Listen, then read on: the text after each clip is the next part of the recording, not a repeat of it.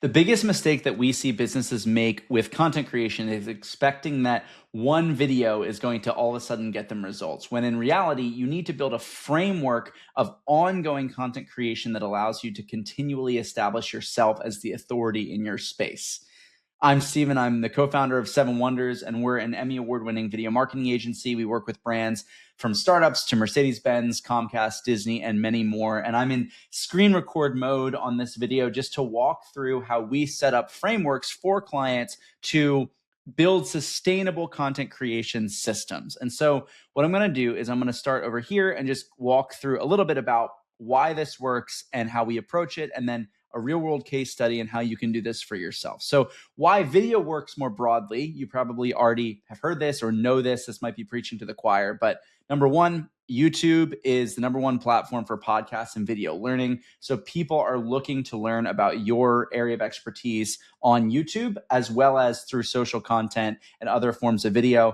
87% of people say they buy, or a video has helped convince them to buy a product. Faces build more trust, and experts on camera can humanize complex, in this case, scientific topics. But for whatever industry you're in, humanizing your relationship with your customers is a key factor in winning more business and establishing trust. Obviously, with the advent of AI and all these other factors in the landscape today, there is a huge push for authenticity in content creation and also consistency. Showing up consistently across all different social platforms is a key way to rise above your competition and make customers build trust over time and choose you as the obvious answer for their specific needs. So, how do you build a system that can achieve these desired outcomes? Well, it really comes down to a framework that's repeatable. And this video is about having one recording that can output content for 6 months. So in the case of one of our customers, which is a biotechnology company, they're a global company, but this same exact framework works for small businesses, medium-sized businesses, founder-led businesses that are looking to establish a content presence.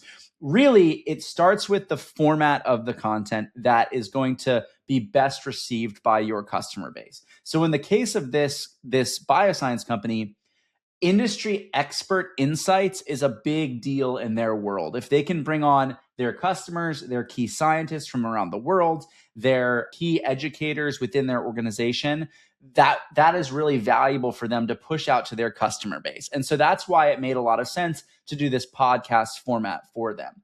It's a longer form podcast, usually 20 to 30 to even 40 minutes, where it's just an authentic conversation breaking down specific topics. But the beauty of that is one recording can be repurposed in multiple ways. Social content that gets distributed across all different channels. In their case, LinkedIn is a huge output for them, but this can also be a landing page. This can be a blog. It can be a newsletter. And you also access the network of the guests that are on the program. That can be shared via a personal LinkedIn of a guest. It can be shared via client networks as well. So you can quickly see how one recording all of a sudden is an abundance of content that has legs to it. They do it in a monthly cadence, so they're only needing to generate enough clips and content for that given month. But you could do this same output and group a recording of content of multiple conversations, or even just one conversation recording.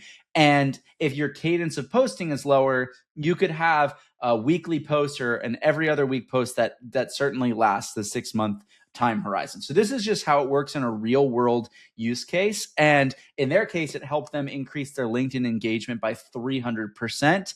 And their executives from their organization go to conferences all around the world, and multiple stakeholders from other organizations have said, "Oh, I've seen you on that YouTube channel, that YouTube podcast." So it has benefits that are business development focused beyond even just view counts. It's personality and brand building as well.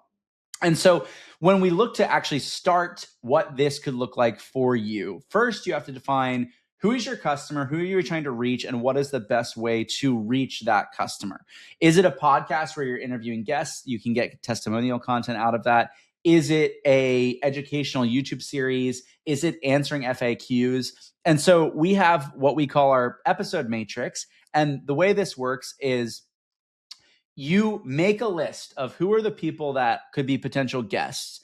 And are they internal within your team or are they external? And what do you think their comfort level would be? Or rather, what would your comfort level be in asking them to participate? If you want to do a once a month podcast, all you have to do is get 12 yeses in this list and bam, you have your content output for the entire year if you're doing once a month. This is also an incredible networking tool. So if you're reaching out to people that are prospects or maybe you worked with one time, but you want to work with more, it's a great way to re-engage those people again and have them come back to your ecosystem. Now, if you're doing an educational series, you can start in a similar way by just listing what are topics that you know your audience would be interested in learning about. So key business FAQs or any things that are pertinent to your business from a time sensitivity standpoint. Like if there's something going on in your business in a particular part of the year, like are there any topics that you could speak on directly related to those topics? If there's an existing SEO blog or any existing literature, you already have a foundation for what could become video content that you output as well. So filling out a matrix like this can help you really hone in on what are the types of concepts that you could speak about and how would that benefit you and your customer to develop relationships and establish an ongoing frequency. That's a big step in terms of defining what type of content you want to create. Next, you can use AI tools. vidIQ is an incredible YouTube tool that has the ability to plug in directly with your channel and analyze what you already have going on, and also allows you to do research into competitors in your space. And so if you connect your YouTube channel, as we've done here, you can actually ask the AI built-in chat program within vidIQ to help you identify key outlier video topics, FAQs that you could answer, what other people are doing, and how you can create content on an ongoing basis using what we've already done to list out the topics and really refine those. You can even have it help you write the scripts for those topics as well, if it's going to be more of a direct to camera type program. So that's how you would start in terms of ideation, figuring out what your format is, and getting things established. Next, in terms of actually recording and putting things into motion, we use Riverside, but you don't have to use Riverside. You can use a number of other plugins to record. We like it because it has an all-encompassing functionality to it, from recording solo or recording with guests. The only reason I'm not recording on it right now is because I need to show the process of using it. So I needed to use another recording mechanism to capture that. But I just want to demonstrate how easy it is to get started with this and also edit and then distribute the content directly from within one singular platform. So you can go to the record button. This is just within our 7 Wonders studio within our Riverside account. I have a mirrorless camera, professional camera set up, but you can use a 4K webcam. We have a list of recommended webcams that you can use. Insta360 Link is a great one to use. And then I just select my microphone. But again, you would just select whatever the highest quality components you have access to are. The things to keep in mind, even if you don't have professional equipment, you want a lighting source in front of you, not the primary lighting source behind you, because that's going to silhouette you. And you want your camera at eye level so that it doesn't look like that awkward laptop view where it's pointing up at you. Those are really the main things. You want to keep yourself in a quiet environment and have it be relatively well lit. Beyond that, getting started is as easy as checking off those boxes and then hitting record. So then, like I mentioned, you can invite guests here and have them join. The way Riverside works is that whenever you're recording with a guest, it uploads everyone's video and audio at higher quality in real time than what you actually see. So it's going to be higher quality than something like just recording a Zoom, for example. So then you can go in here, you can title this whatever you want. I'll title this now this way. And then there's a bunch of cool features I'm going to point out. If you have identified, based on our episode matrix, some specific topics that you want to cover, you can, oh, and there's my Loom popping up. You can actually put those in a teleprompter feature. I actually have a teleprompter set up over my camera, which I find very useful, but this is a really cool way to actually input a script and you can control the speed. I don't have anything written here right now, but just as an example, there's a way to do all that such that if you've prepared material that you want to share about, you can read it in real time If you don't have a teleprompter, there's actually a way where you can read it off your laptop screen, like in this case.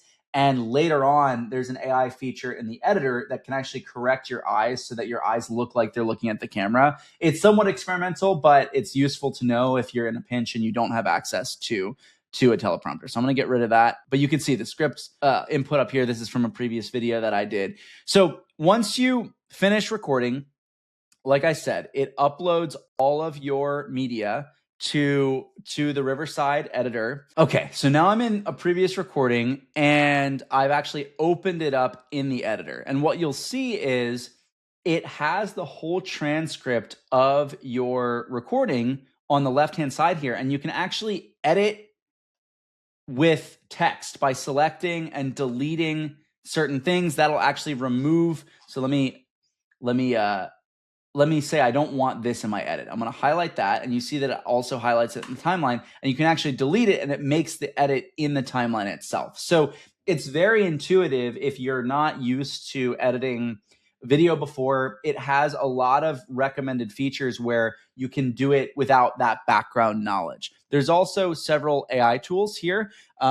You can automatically remove filler words, remove pauses, find fluff to review and remove just to consolidate your episode down. It depends on the type of content that you're ultimately creating, but you can do this for short form content and long form content. And then the magic audio tool is probably the most important in my mind, because if you're recording without a professional microphone, or even if you're using a professional microphone, it basically uses AI to enhance your audio to sounding studio quality. Here's that eye contact feature that I was talking about. Again, experimental.